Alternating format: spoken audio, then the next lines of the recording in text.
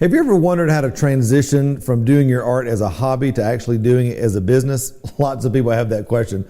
We're going to talk about that today here on 5 Minute Mentoring.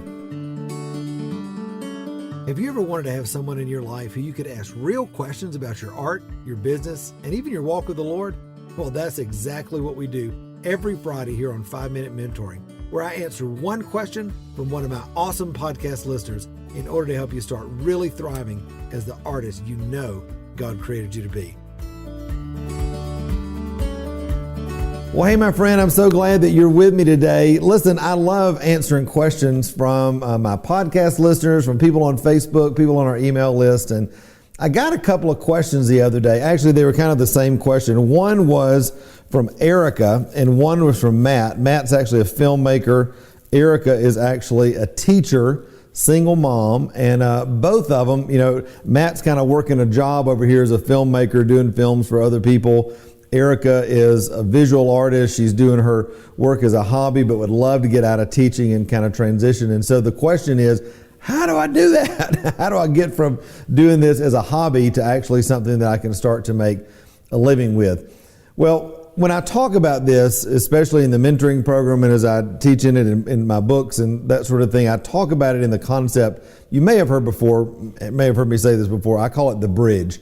It's kind of like if you're here and you're trying to get to over here, from one place to the other, the in-between season is a bridge. And I find that the Lord will begin to make a bridge for us as we're faithful with little and ruler over much. All right, that's a kingdom principle. Be fruitful first and then multiply. A lot of times people are looking for multiplication in their life before they have fruitfulness. And so I want to give you 5 things today that'll really help you be fruitful in the season that you're in, and then as you cultivate that and steward that, that's going to give you really the groundwork, the foundation, if you will, to really start to be, to multiply in your life and in your art. All right, and over time, you'll begin to see that bridge, become defined, and you'll be able to walk across that from where you are now into the season that you really want to be in, whatever that looks like. All right.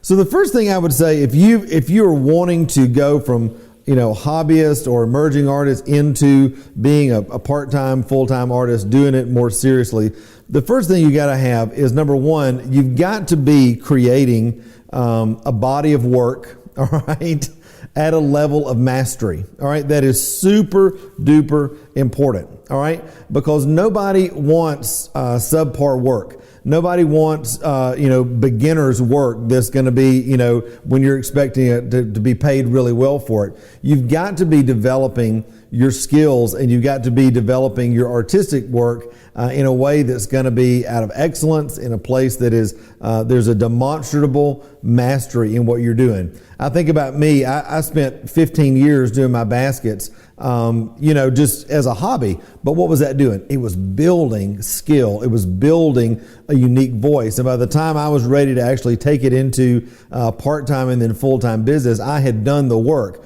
But that is really, really important. You can't just kind of skip by that. I think so many people have taken, the bait of this thing that, every hobby that you have has got to somehow kind of turn into a side hustle that you have to start making money with it. And I'm like, well, maybe it can, but the main thing that you need to think about is am I developing my skills? Am I developing my mastery? Is my unique voice being developed? That is really, really huge, because if you don't have marketable skills, all right, if you don't have a marketable body of work, if you're not starting from that place, then it's going to be really difficult to build anything else on substandard work and work that's not really fabulous and really unique. That's just kind of the starting point for all of us. All right.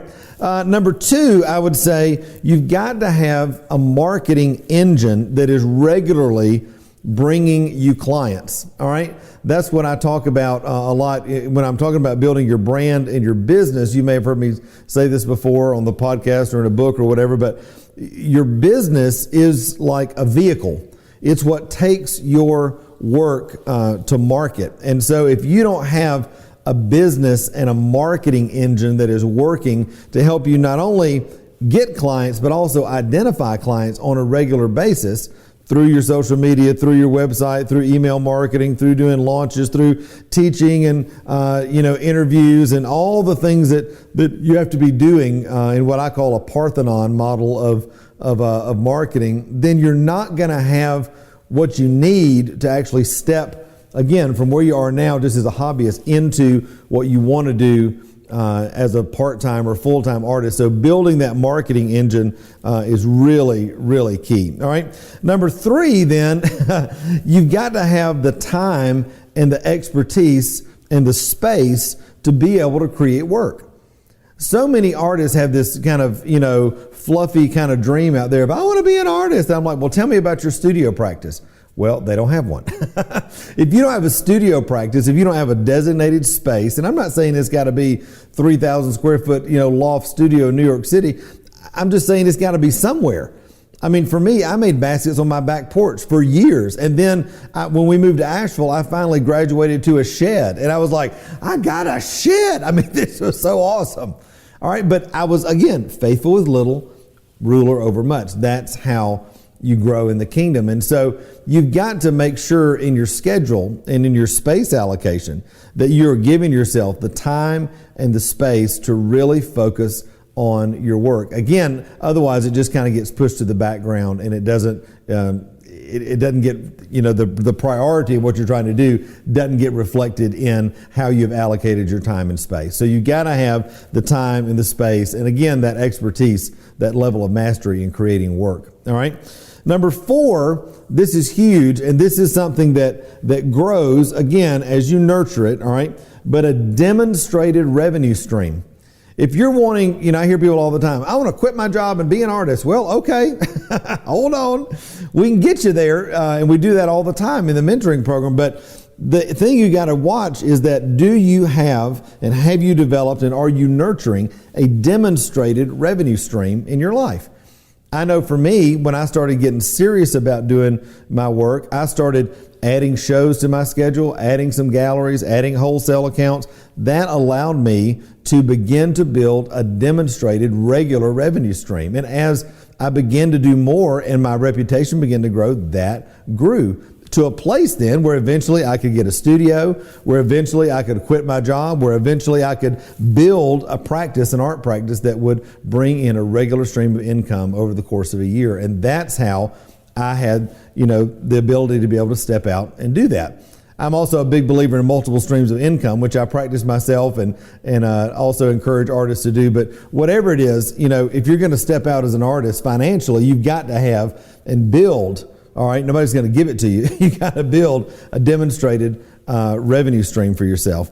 All right, the last point, number 5, is really having a clear vision for what season of life that you're in. And then in that context, what do you want an art business to do for you? Just for example, when I started, growing my art business, I had come out of just doing it really part-time, kind of, not even part-time for a lot of years. I'd do a couple of shows a year. I'd make my Christmas money. I'm like, that was great. That's all I expected of it because I had, revenue coming in from other sources, other jobs that I was working and that sort of thing. But as I transitioned, I started saying, hey, I want this to be my full-time job. I believe God's called me to be a full-time artist. And so the expectations of the level of activity, the amount of revenue I needed to bring in, the amount of marketing that I needed to do, the shows, the galleries, all of that helped to give me a context of how I needed to create and set up, my creative life. As opposed to maybe somebody that's like, you know what? I love art, but I'm retired and I've got a great retirement coming in. And if I could make an extra $1,000 a month and give it to missions at my church, to bless them, that would be awesome. Or if I could supplement my income in some way by doing 2 or 3 shows a year, that would be awesome because I love working my job. Whatever it is, it's just so important that you not compare your level of perceived success with what somebody else is doing. You define that. You decide with the Lord, with your loved ones, what is it that you want your art business to look like? And then as you're creating the bridge, that is, how to get from here to there, you're doing it in a way that really serves you the best. All right? Well, listen, as you're doing this, remember God's with you the whole way. The Holy Spirit promises to be our guide, our comforter, our friend. He's the one that leads us into all wisdom. And He's got secrets for you that will absolutely blow your mind.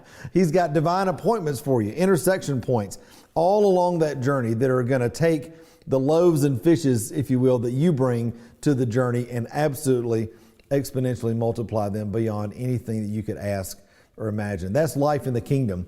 That's the kingdom working normally, and we can absolutely expect that as God's sons and daughters. All right? Hey, I love you very much. If this is encouraging to you, be sure to hit the share button. And until next time, remember, you were created to thrive. Bye.